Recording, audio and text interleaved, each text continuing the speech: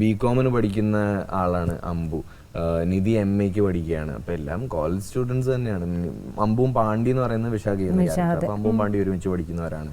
പിന്നെ രണ്ടുപേരും കൂടെ ഉണ്ട് ഗ്യാങ്ങിൽ. അവരും ജസ്റ്റ് കോളേജ് കഴിഞ്ഞ് അടുത്തതിന് എന്ത് ചെയ്യണമെന്ന് ആലോചിച്ച് നിൽക്കുന്നു. അമ്പുവിന് എല്ലാ സപ്പോർട്ടും തരുന്ന അപ്പു എന്ന് പറയുന്ന ബ്രദറും ഉണ്ട്. അപ്പു എന്ന് പറഞ്ഞ ബ്രദർ ഉണ്ട്. പിന്നെ അമ്പുവിന്റെ കൂട്ടുകാർ 3 പേരും ഭയങ്കര സപ്പോർട്ടാണ്. ഇപ്പൊ വക്കൻ, കാക്ക, പാണ്ഡി ഇവര് 3 പേരാണ് അമ്പുവിന്റെ കൂട്ടുകാർ. ഇവന് ലൈഫിൽ ആദ്യമായിട്ടൊരു പ്രണയം ഉണ്ടാവുകയാണ്. അതാണ് ബേസിക്കലി സിനിമയുടെ ഒരു സെറ്റിംഗ് എന്ന് പറയുന്നത്. ഏറ്റവും വലിയൊരു സംഭവം പ്ലോട്ട് തുടങ്ങുന്ന അവിടെയാണ്.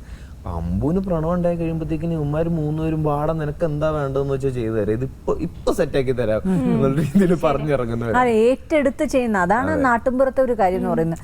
ഒരു വീട്ടിലൊരു വിശേഷം വന്നാൽ പോലും എല്ലാവരും ഒന്നിക്കും. ആ ഒരു ഒന്നിക്കും എന്ന് പറയുന്നത് ചിലപ്പോൾ സംഭവിക്കാം, പക്ഷെ ആ ഒരു മനസ്സ് നൽകി അത് ഏറ്റെടുക്കുന്ന ഒരു പ്രക്രിയ ഉണ്ടല്ലോ.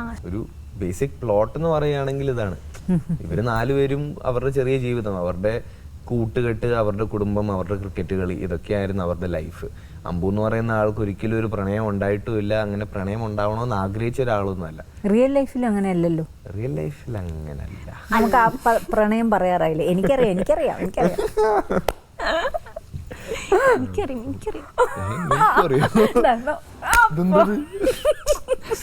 അതെ, എപ്പോഴും ഉണ്ടല്ലോ കാറ്റ് തിരിച്ചും വീശും എന്നുള്ളതിന് വലിയൊരു തെളിവാണിത്. ഇല്ല, അങ്ങനെ പറയാനൊന്നുമില്ലല്ലോ. അതെ അതെ, ഒരു ചെറിയ സത്യം അതങ്ങ് നമ്മളെ ക്വൈറ്റ് നാച്ചുറൽ. ഇങ്ങനെയൊക്കെ പറഞ്ഞു കഴിയുമ്പോഴത്തേക്കിനാണ് ആൾക്കാർക്ക് സംശയമാവുന്നത്.